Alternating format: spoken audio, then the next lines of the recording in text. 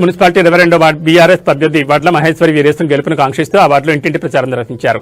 ఈ కార్యక్రమానికి ముఖ్య అతిథిగా ట్రేడ్ ప్రమోషన్ కార్పొరేషన్ చైర్మన్ మఠం భిక్షపతి హాజరై అభ్యర్థితో కలిసి కాలనీలో పర్యటించారు.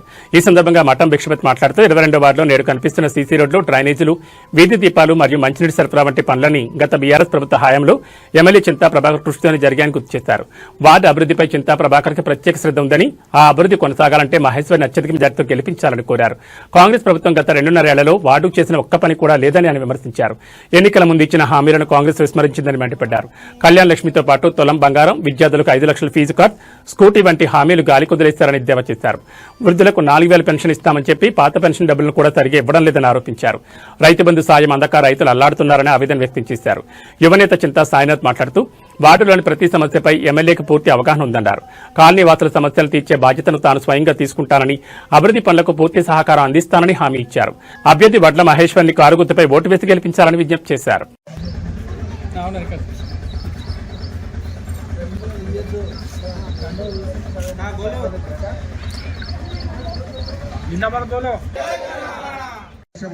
కల్పించిందంటే మీరు ఆలోచన చేయాలి. కష్టపడ్డ వారికి ఎప్పుడైనా కూడా అవకాశాలు తప్పకుండా వస్తాయనే నమ్మకంతో అందరికి తెలిసింది.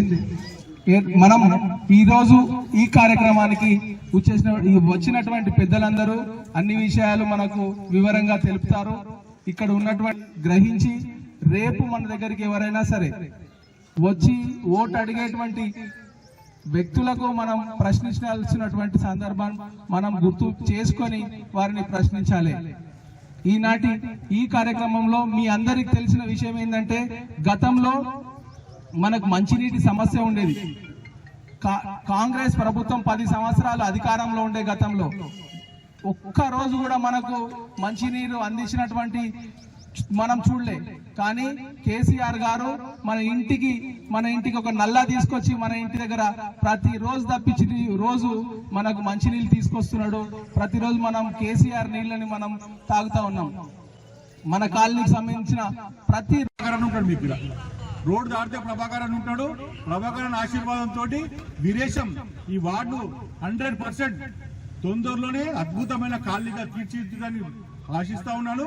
అదేవిధంగా మీరు వార్డు సోదరిమణులు, అన్నలు, తమ్ములు అందరూ కూడా అత్యధిక మెజార్టీతోని మా మహేశ్వరి గారిని భారీ మెజార్టీతో గెలిపించాలని, గెలిపిస్తారని ఆశిస్తూ జై తెలంగాణ. కేసీఆర్ కిట్ రూపంలో మరి నార్మల్ డెలివరీ చేసుకోవాలని ప్రతి మహిళ మరి ఆ రోజు కేసీఆర్ కిట్ స్టార్ట్ చేయడం జరిగింది. అదేవిధంగా 24 గంటల కరెంటు కూడా మరి కేసీఆర్ గారు ఇవ్వడం జరిగింది. ఇవన్నీ జరిగిన తర్వాత మరి రేవంత్ రెడ్డి అనే ఒక తెలంగాణ ద్రోహి మరి అనేక అలవిగాని హామీలు ఇచ్చి, అంటే అవి అయితేయా కావో తెలియదు, ఆయన రేవంత్ రెడ్డికి అయితేయా కావో తెలియదు, అనేక హామీలు ఇచ్చి ఏమని ఇచ్చిండంటే, ముఖ్యంగా మా మహిళా సోదరి మళ్ళీ ఇక్కడ ఉన్నారు చాలా మంది. మరి మేము వస్తే కనుక మా మహిళా సోదరి మళ్ళకు నెలకు 2500 ఇస్తామని చెప్పారు. వచ్చినాయా అక్క? ఎవరికైనా 2500 వచ్చినాయా? మరి కాంగ్రెస్ లో వస్తే అడుగుతారా మీరు అందరూ? మాకు 2500 ఇస్తేనే మా కాంగ్రెస్ కోట్ వేస్తాము అంటే 25 లేదు కదా, 62,500 రూపాయలు ఇస్తేనే మీకు. అదేవిధంగా మా వికలాంగులకు మరి 6,000 రూపాయలు పెన్షన్ చేస్తారు. మరి చేసిరా? అది కూడా ఇక్కడ రాలేదు. మరి మా సోదరి మళ్ళకు ఎవరైతే కాలేజీలకు స్కూళ్ళకు పోయి మా బాలబాలికలకు మరి స్కూటీలు ఇస్తామన్నది ఇచ్చిరా అక్క? ఎవరికైనా ఇక్కడ స్కూటీలన్నీ రేవంత్ రెడ్డి ఇచ్చినేనా?